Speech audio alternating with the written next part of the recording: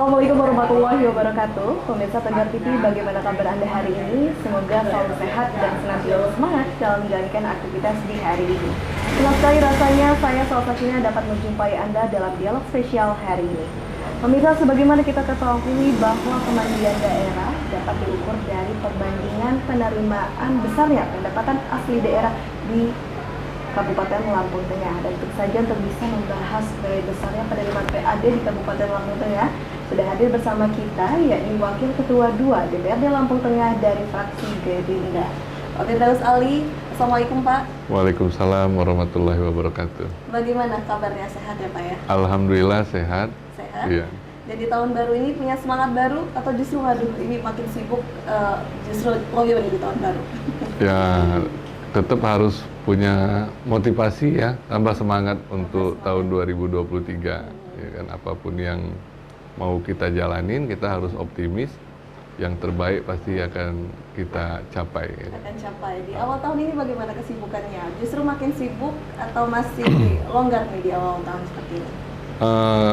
Kalau kita di awal tahun itu memang kegiatan aktivitas di kantor DPRD kan masih belum banyak ya. Jadi ada agenda kemarin kita paripurna pengesahan untuk prolegda, kemudian paling fungsi-fungsi pengawasan yang dijalani dengan kunjungan-kunjungan ke perusahaan ataupun instansi-instansi dinas itu. Instansi dinas masih seputar itu ya Pak. Dan untuk rancangan dan lain-lain masih dalam tahap inilah ya, perancangan belum banyak dibahas.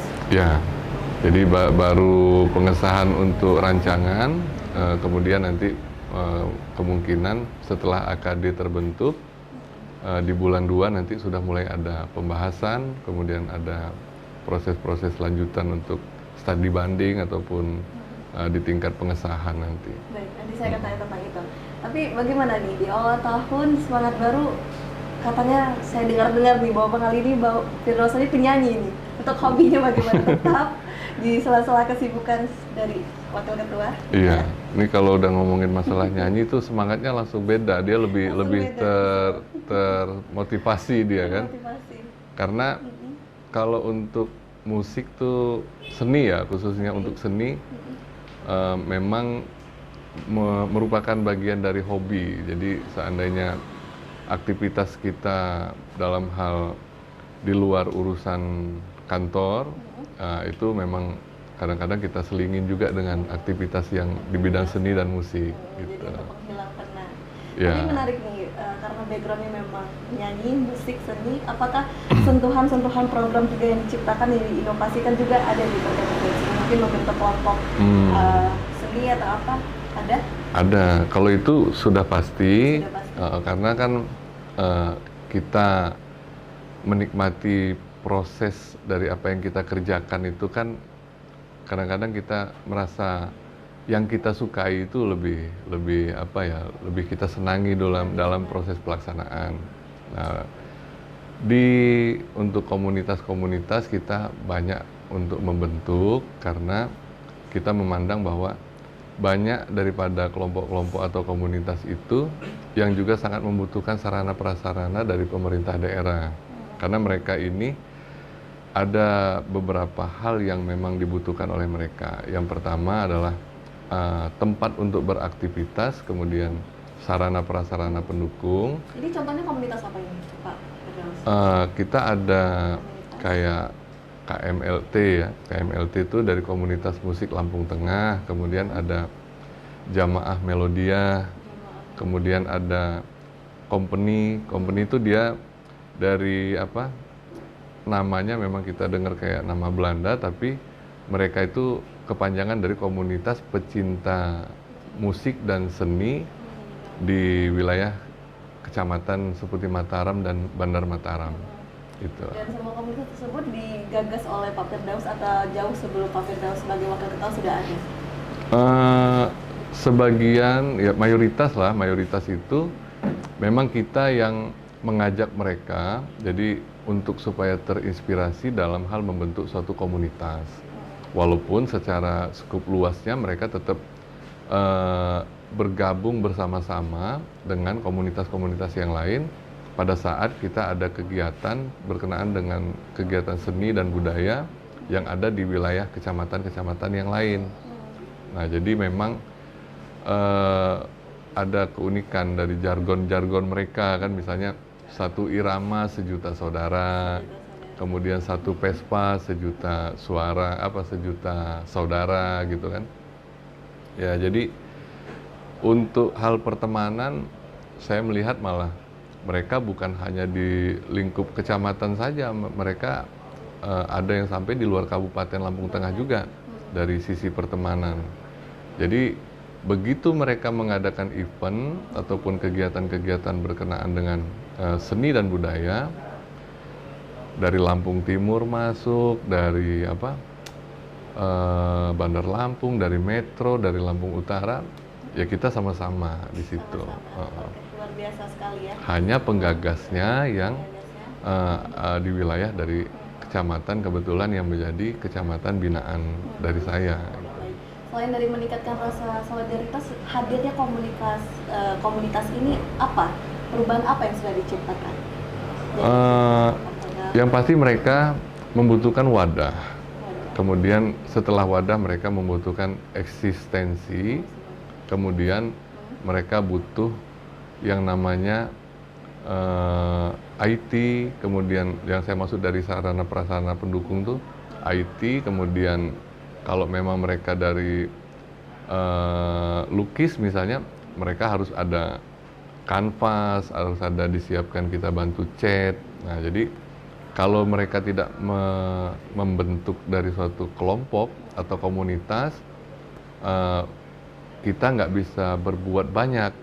Tapi kalau mereka sudah terbentuk suatu komunitas atau kelompok, alhamdulillah, apakah itu dari anggaran kabupaten, anggaran dari provinsi, kemudian anggaran dari pusat, itu kita bisa salurkan ke mereka.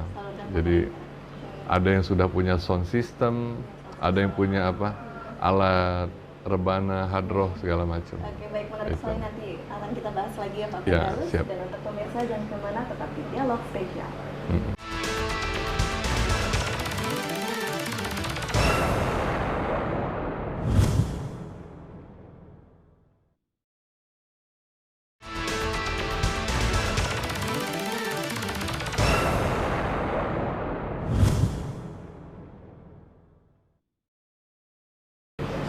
Terima kasih pemirsa, Anda kembali menyaksikan Dialog Spesial, dan tentu saja hari ini kita masih membahas bersama Wakil Ketua 2 DPRD Lampung Tengah. Baik Pak, kita lanjutkan kembali perbincangan kita bahwa dengan hadirnya Bapak sebagai salah satu pegiat seni juga ya, orang yang pelaku seni, sebagai Wakil Ketua DPRD Lampung Tengah pasti bisa membantu mereka juga, mensupport mereka juga. Tapi setelah misalnya diberi bentuk dukungan oleh pemerintah dalam segi fasilitas, apa nanti yang akan disumbangsikan mereka untuk Lampung Tengah? Mungkin untuk dalam hal karya atau apa? Ya, kalau itu saya selalu memberikan suatu semacam pandangan ataupun nasihat dan harapan yang pasti terhadap mereka, bagaimana mereka itu bisa berkreasi dan juga menciptakan karya-karya yang di bidang seni lukis, seni tari, mereka harus bisa eksis dalam hal kegiatan yang sudah mereka lakukan selama ini.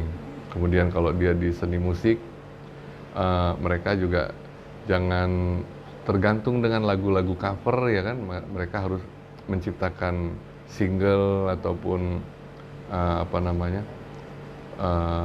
jenis dari aliran musik yang mereka kembangkan, itu bisa ada pertunjukan yang mereka tunjukkan dalam sisi yang berbeda gitu. Tapi paling tidak dengan kita sudah membentuk suatu wadah, kemudian ada sarana prasarana pendukung yang bisa kita sampaikan kepada mereka, mudah-mudahan minimal mereka sudah bisa melakukan aktivitas positif dalam hal kegiatan seni di Kabupaten Lampung Tengah.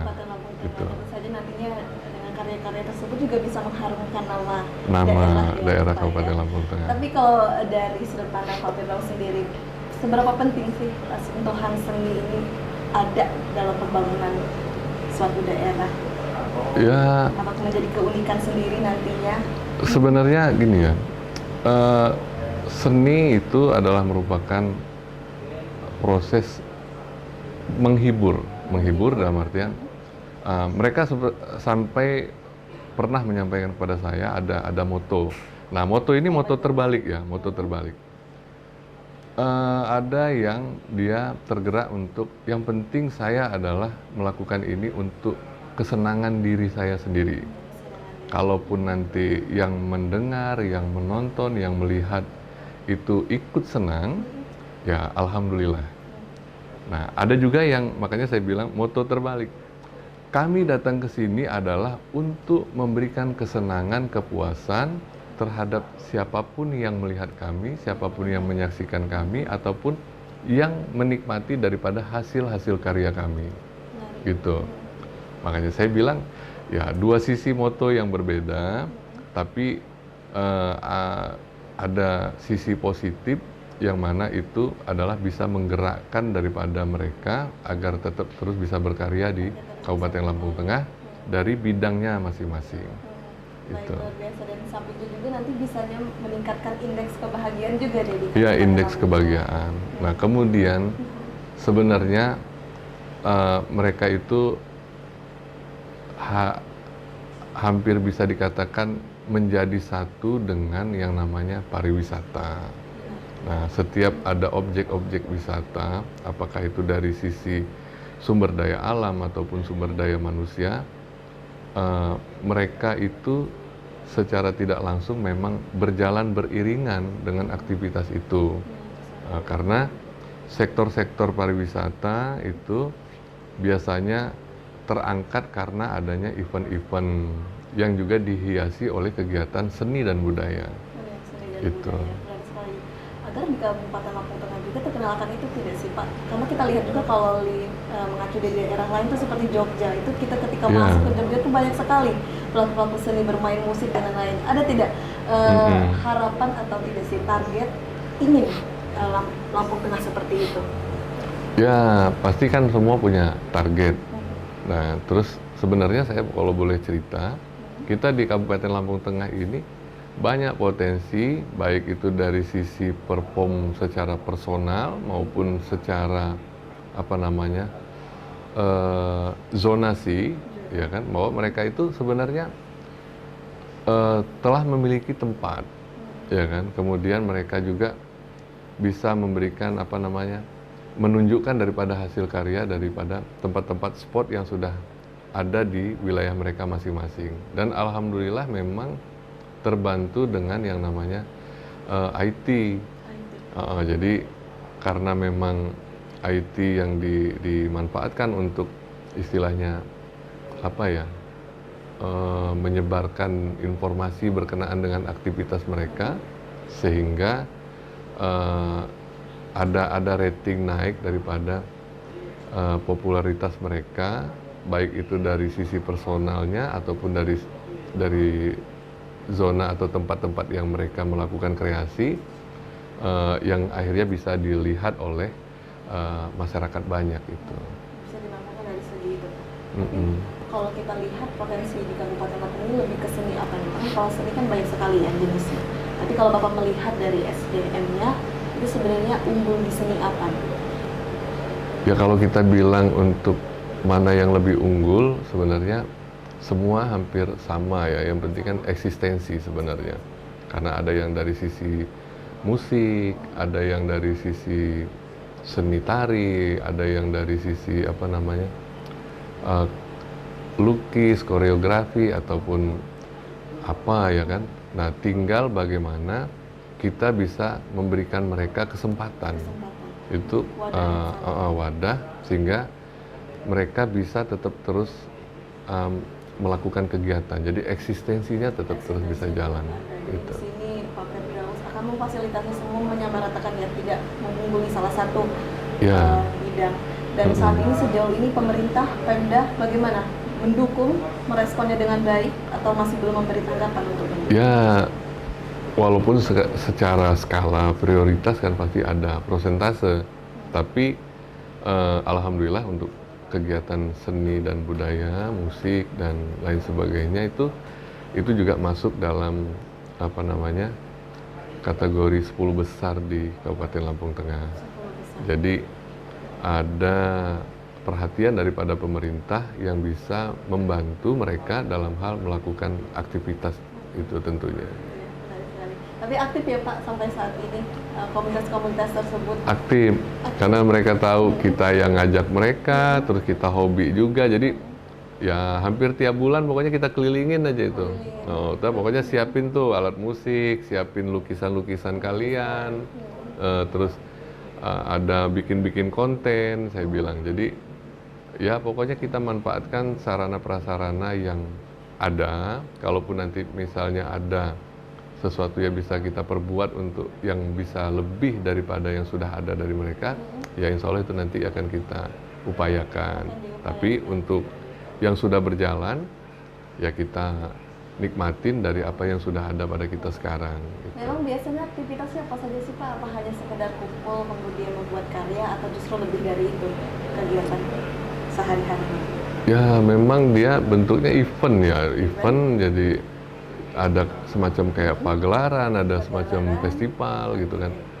Nah, kadang-kadang ada ya komunitas yang memang tidak terbangun atau terhimpun dari pembinaan saya, tapi kita juga bisa melakukan kolaborasi seperti kayak komunitas bonsai, kemudian komunitas motor-motor, misalkan motor juga banyak gitu kan. Nah, pada saat mereka mengadakan event, mereka memberikan undangan kepada berbagai macam komunitas itu sehingga bisa sama-sama ikut meramaikan. Jadi saya melihat ada rasa saling support, saling mendukung sebenarnya dari semua komunitas-komunitas yang ada di Kabupaten Lampung Tengah itu.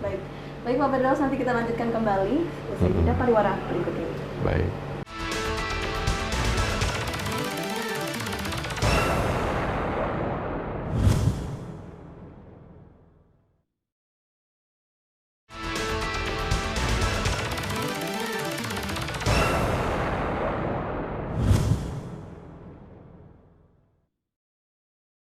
Terima kasih pemirsa, Anda kembali menyaksikan Dialog Spesial.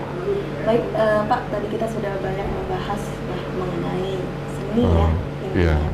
Kalau Bapak melihat apakah seni ini sebenarnya bisa ada potensi juga nih untuk meningkatkan PAD? Karena topik kita bicara tentang PAD. Ya, jadi sebenarnya ini ya, tujuan daripada seni itu adalah bagaimana mereka bisa eksistensi. Sehingga kadang-kadang nilai daripada komersil itu sangat juga dikesampingkan oleh mereka. Yang penting mereka bisa melakukan aktivitas yang berkenaan dengan hobi. Tapi begitu kita lihat dari proses perjalanan yang sudah dijalankan oleh mereka, ternyata itu juga bisa menjadi sumber daripada pendapatan mereka. Nah, tapi kita belum ketemu format apakah itu bisa menjadi pendapatan asli daerah, karena kita untuk daerah ini tidak mengatur berkenaan dengan itu. Jadi sehingga menurut saya mereka lebih cenderung bagaimana bisa menyalurkan daripada hobi. Apabila hobi mereka itu ternyata ada sisi lebih ya kan, dalam hal mereka akhirnya mendapatkan suatu penghasilan ataupun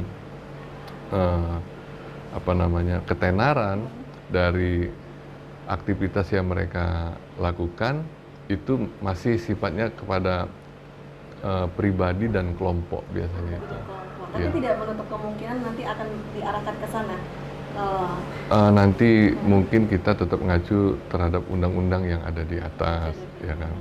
Tapi kalau berkenaan dengan PAD sebenarnya kita banyak itu dari sektor retribusi, semacam kayak retribusi daerah. Nah, mungkin kalau misalnya mereka melakukan event itu akhirnya ada aktivitas daripada yang mereka lakukan itu di wilayah maksudnya di bawah naungan oleh pemerintah, sehingga akhirnya apa ya, kayak retribusi daerah dari retribusi parkir, sehingga jadi yang biasanya kayak apa ya, pujasera ataupun kayak pasar-pasar ataupun apa yang biasanya aktivitasnya nggak begitu padat, begitu mereka bisa ikut serta dalam event, sehingga banyaklah masyarakat kita yang hadir, sehingga ada potensi daerah yang berkenaan dengan PAD ya dari pemanfaatan itu, retribusi biasanya. Mungkin bisa dilihat dari situ, bisa jadi perhatian juga ya untuk pemerintah, sebenarnya Iya. ada potensi juga di hal tersebut ya Pak. Dan baik, berbicara mengenai Pak Ade, bagaimana kondisi di Kabupaten Lampung Tengah untuk PAD-nya? Apakah dikategorikan sehat atau justru jauh dari kata sehat untuk dari segi pemasukan PAD? Ya, sebenarnya kita untuk sumber PAD kita itu kan masih sangat kecil ya sebenarnya, karena dia Sangat kecil. dengan luas daerah yang sangat besar kan untuk Kabupaten Lampung Tengah ini, apalagi banyak sektor-sektor yang bisa mendukung untuk meningkatkan PAD. PAD kita ini di tahun 2022 itu besarannya sekitar 218 miliar. Nah, di tahun 2022. Kemudian kita pasang target lagi untuk tahun 2023 itu sebesar 221 miliar lebih. Nah, saya rasa dengan luas wilayah, jumlah penduduk, kemudian banyak sektor yang bisa menunjang daripada peningkatan PAD seperti di Kabupaten Lampung Tengah ini, sebenarnya PAD kita yang 221 miliar lebih itu juga masih sangat kecil lah menurut saya. Jadi tahun 2022 targetnya berapa Pak? 218 miliar lebih kalau nggak salah. Dan realisasi pemasukan Kalau nggak salah sih dia mencapai 93 atau 94%. Karena ada dari beberapa sektor yang kita pertanyakan sampai di bulan Desember akhir, ternyata tidak terpenuhi, tapi ada yang bisa menutupi dari sektor lain gitu. Jadi tahun 2022 kemarin paling besar alokasinya di retribusi. Ya ini biasanya dia ada dari hasil Sektor retribusi daerah. Kemudian daerah yang paling besar itu sebenarnya dari bagi hasil kita. dari bagi hasil. Iya, Itu tahun 2000. di tahun 2022. Dan untuk di tahun 2022-2023 ini apa? Kemudian nanti akan sama? Karena kan penetapan angka tersebut pasti ada alasan dong Pak, penentuan potensi di setiap tahun itu. Iya. 2023 bagaimana? Ya, makanya sebenarnya kita pasang 221 miliar itu karena kita melihat dari kondisi yang mereka dapatkan di tahun 2022, ya kan. Sehingga yang tadinya kita mau pasang tinggi, takutnya kita kan nggak bisa asal masang target PAD. Yang terpenting bagi kita adalah realisasinya. Nah, apabila kita masang target besar ternyata realisasinya tidak tercapai, akhirnya kita mengganggu daripada neraca yang sudah kita susun dalam neraca daerah. Nah, itu pernah atau sering kita pertanyakan dengan instansi-instansi terkait. Kita kebanyakan kesulitan dengan sarana prasarana, ya kan? Makanya kami bilang harus ada terobosan dari pemerintah daerah bagaimana bisa mendorong pemerintah baik itu provinsi atau pusat supaya bisa mencukupi daripada sarana prasarana pendukung. Ini berkenaan dengan Untuk kita bisa mendapatkan pencapaian target PAD, salah satu contoh misalnya water meter. Nah, water meter itu kita selama ini kan sewa, ya kan, dengan sewa. Seharusnya kalau kita pemerintah daerah itu memiliki dengan jumlah yang sesuai dengan ada di kebutuhan Kabupaten Lampung Tengah, mudah-mudahan dari seluruh badan usaha, baik dari sisi industri yang terutama ya, itu fungsi pengawasan dan kontrol kita bisa berjalan, kemudian target yang seharusnya ada di dalam angan-angan atau bayang-bayang secara hitung-hitungan itu menurut saya insya Allah bisa terpenuhi Insya ya. Allah bisa terpenuhi. Iya. Dan hal tersebut sudah dikomunikasikan.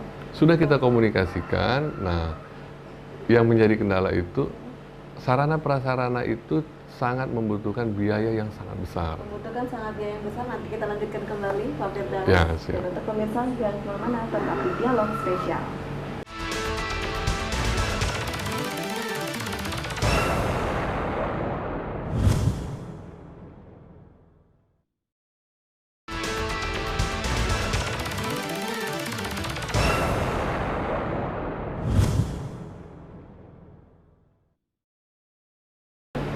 Baik, terima kasih pemirsa, Anda kembali menyaksikan Dialog Spesial dan tentu saja kita masih berdialog bersama Wakil Ketua 2 DPRD Lampung Tengah.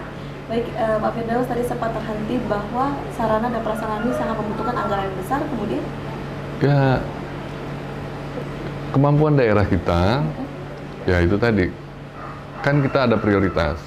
Prioritas pertama kita adalah infrastruktur.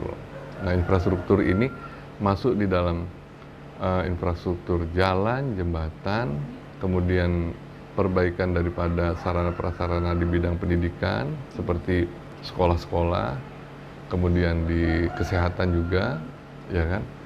Nah, dari target prioritas kita itu akhirnya pengembangan dalam hal sarana prasarana yang seharusnya bisa menjadi target PAD itu nggak bisa kita naikkan karena dengan kebutuhan yang sudah kita penuhi dari sektor-sektor yang prioritas itu tadi. Baik. Sehingga apa nanti di tahun 2023 ini? Kalau jika tidak ada perubahan maka akan sama lagi tidak mencapai target dari PAD. Apakah ada perubahan? Kalau target PAD sebenarnya ya alhamdulillah walaupun mereka tidak 100% sebenarnya secara persentase kan dia sudah cukup mendekati daripada target. Nah, tapi kan yang menjadi pandangan kita berkenaan dengan seharusnya potensi PAD itu bisa kita dapatkan lebih daripada yang kita pasang sebagai target sekarang. Nah, karena kendala daripada sarana prasarana itu, kemudian tenaga PPNS yang masih belum, ya menurut saya perlu lebih dimaksimalkan ya kan, sehingga target PAD yang seharusnya kita pasang di angka 221 itu minimal lah, walaupun sudah kita pasang, tapi pencapaian mereka bisa lebih dari yang kita pasang. Dan Pak Firdaus melihat ada potensi ya di situ Pak, yakin bahwa sebenarnya bisa melampaui dari target. Bisa. Kalau dari potensi memang apa dari Pak Firdaus melihat potensi apa yang sebenarnya itu bisa menghasilkan PAD yang besar? Yang pasti ini luas wilayah, kemudian jumlah penduduk itu bisa menjadi barometer kita yang pertama dalam hal pola penyusunan target PAD, ya kan? Seperti apa? Ya, sehingganya banyak daripada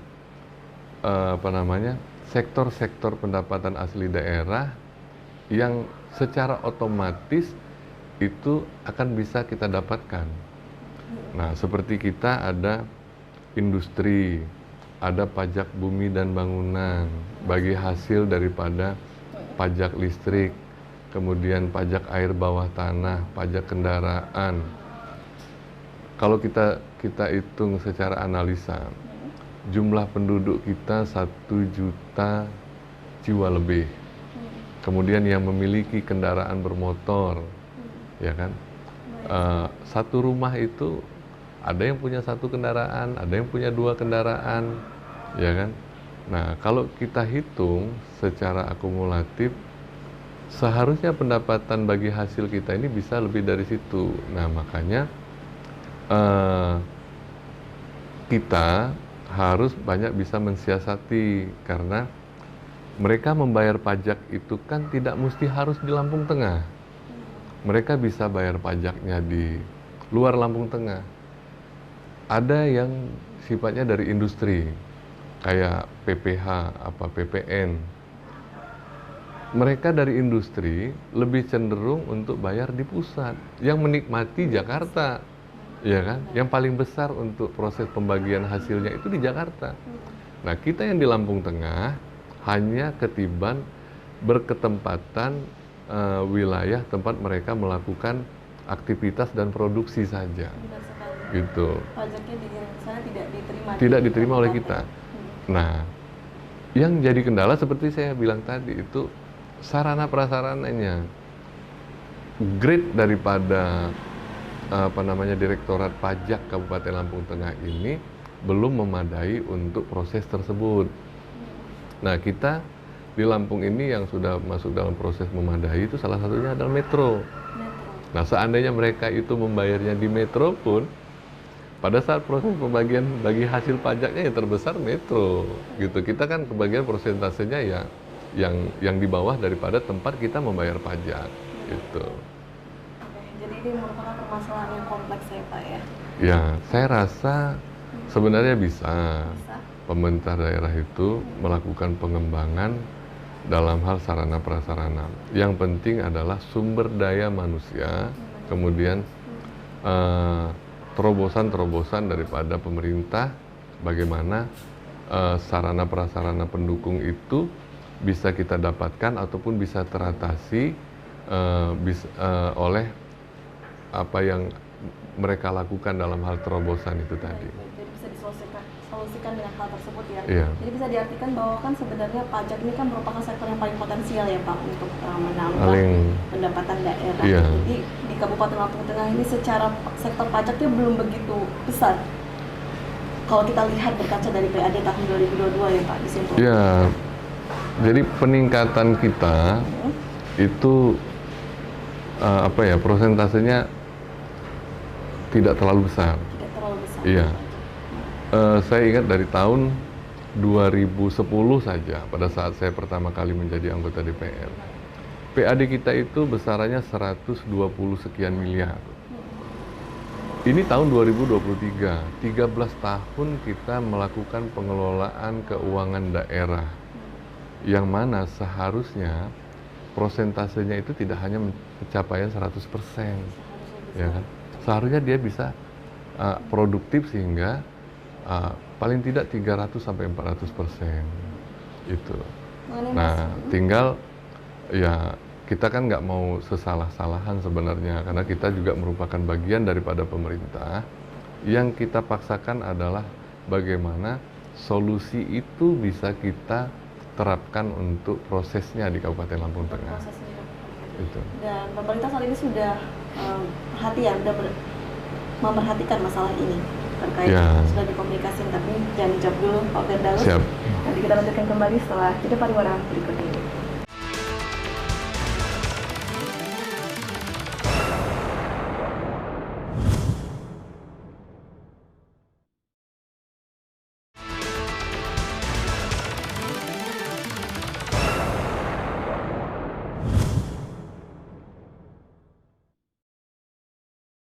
Terima kasih pemirsa, Anda kembali menyaksikan Dialog Spesial dan tentu saja kita masih membahas bersama Wakil Ketua 2 DPRD Lampung Tengah. Baik, kita lanjutkan kembali berbicara mengenai PAD Pak ya, dengan seluruh masalahnya yang harus kita upayakan solusinya. Tapi kalau kita lihat dari tahun 2023 ini, ada keyakinan nggak Pak bisa mencapai potensi target atau bisa lebih dari itu? Karena kalau kita lihat tahun ini kan diprediksikan akan ada krisis ekonomi global, inflasi dan lain-lain. Ya. Jadi sebenarnya kita udah semua, mungkin hampir seluruh masyarakat di Indonesia itu mendengar bahwa ada potensi krisis global. Nah, sebenarnya ada sifat kemandirian yang bisa dijalankan oleh kita selaku bagian daripada pemerintah di tingkat kabupaten. Nah, seperti kita di Kabupaten Lampung Tengah ini, selain daripada sarana prasarana, kemudian adalah bagaimana niat, maksudnya masyarakatnya itu bisa menjadi masyarakat yang taat akan pajak. Jadi itu juga yang perlu harusnya menjadi kiat daripada pemerintah, bagaimana selain daripada meningkatkan sarana prasarana pendukung berkenaan dengan potensi PAD, tapi juga bagaimana kita menanamkan kepada masyarakat supaya mereka bisa menjadi masyarakat yang taat untuk melakukan aktivitas pembayaran pajak. Gitu. Jadi bisa dimulai dari situ, bisa Iya. dari masyarakat juga mau kooperatif dengan. Ya, dia semua harus saling dukung, ya kan. Bisa ya Pak ya? Ya, Atau seharusnya bahkan bisa. gitu. Dan bagaimana selain dari masyarakat, dukungan apa lagi yang dibutuhkan untuk bisa mencapai target ini? Ya, sebenarnya itu bukan masalah yang apa ya, konflik. Maksudnya kita menyatakan bahwa ini adalah problem terberat untuk pemerintah daerah, itu juga menurut saya juga tidak seperti itu. Tapi bagaimana kita selaku daripada pemerintah daerah ini yang melakukan eksekusi berkenaan dengan proses pelaksanaan yang mana itu dilakukan oleh kita sebagai pemangku kebijakan kah, ataupun pelaksana tugas di lapangan kah, yang mana ya kita minimal ada sosialisasinya, kemudian ada sanksi-sanksinya, kemudian ada sarana prasarana pendukung yang menguatkan bagaimana potensi pendapatan asli daerah kita itu bisa semakin naik untuk di Kabupaten Lampung Tengah. Jadi seperti itu ya. Tapi Ya. kalau kita lihat dari fungsi DPRD kan ada 3 ya Pak, legislasi, Ya. anggaran, dan pengawasan. Pengawasan. Apakah bisa peran DPRD untuk mampu meningkatkan PAD? Bisa. Semua sektor itu kan bisa. Maksudnya DPR punya fungsi pengawasan, kemudian legislasi, bagaimana dia bisa menciptakan peraturan daerah, kemudian dia juga menganggarkan. Jadi eksekutif ingin melakukan action dalam hal peningkatan PAD, kita melakukan pembahasan berkenaan dengan rancangan rencana kerja keuangan daripada instansi tersebut. Itu sudah kita diskusikan, sudah melakukan pembahasan sampai dengan pengesahan, tinggal bagaimana eksekutif dalam hal melaksanakan. Kemudian fungsi-fungsi yang sama itu bisa dilakukan juga oleh lembaga-lembaga ataupun masyarakatnya itu sendiri, bagaimana mereka juga bisa melakukan fungsi pengawasan, ya kan, fungsi kontrol bahwa oh ini ada aktivitas industri yang mana itu berkenaan dengan pendapatan asli daerahnya, sepertinya dia tidak sesuai dengan yang diterapkan oleh perusahaan atau yang diajukan.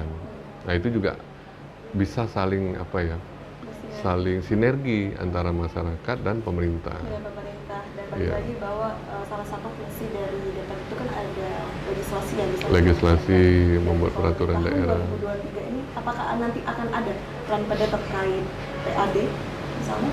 Kalau tahun 2023 kita tidak ada berkenaan dengan PAD, maksudnya tapi pasti ada mungkin inisiatif-inisiatif daripada komisi ataupun inisiatif daripada eksekutif yang disampaikan dalam prolegda, sehingga di situ dari peraturan daerah yang dibuat sehingganya ada potensi dalam hal peningkatan PAD juga. Nah, kalau di tahun 2023 ya kan ada prolegda yang sudah disahkan, seperti kayak RT RW juga mau kita sahkan sudah disahkan, tinggal persetujuan oleh kita bersama nanti. Nah itu juga menurut saya adalah bisa menjadi merupakan potensi PAD juga untuk Kabupaten Lampung Tengah. Dan selain itu bagaimana dengan BUMD? Apakah ada potensi juga ke sana? Karena kita tahu bahwa aset daerah ini juga kan sebenarnya bisa juga menyumbang pendapatan Ya. asli daerah. Untuk Banten bagaimana? Ya, seharusnya kita juga ada banyak ya kan potensi dari BUMD. Kita ada dari perbankan, ada juga dari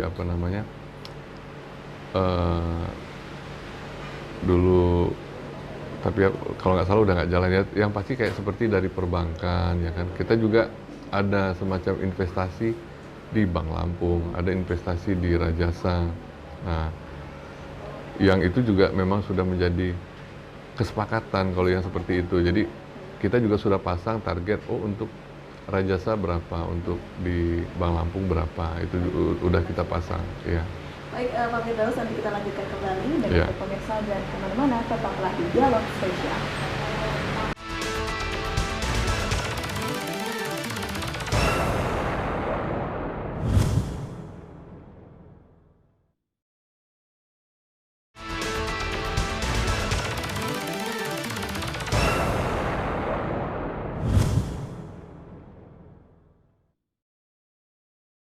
Baik Pak Firdaus, tidak terasa kita sudah di penghujung acara. Mungkin sekiranya bisa diberikan closing statement untuk pemirsa di rumah. Baik, terima kasih. Assalamualaikum warahmatullahi wabarakatuh.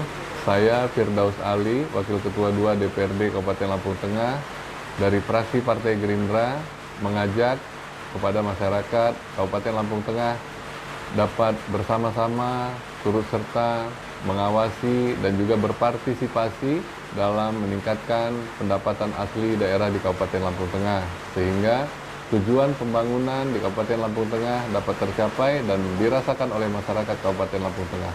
Wassalamualaikum warahmatullahi wabarakatuh. Baik, terima kasih Pak Firdaus, sukses dan sehat selalu. Sama-sama. Baik, tak lupa saya ucapkan terima kasih juga untuk pemirsa yang ada di rumah. Kita doakan semoga pemerintah dan DPRD dapat terus selalu mengkreat dan menginovasi yang bisa meningkatkan pendapatan asli daerah di Kabupaten Lampung Tengah. Saya Salsatina, wakil itu yang bertugas hari ini pamit undur diri. Wassalamualaikum warahmatullahi wabarakatuh. Sampai jumpa.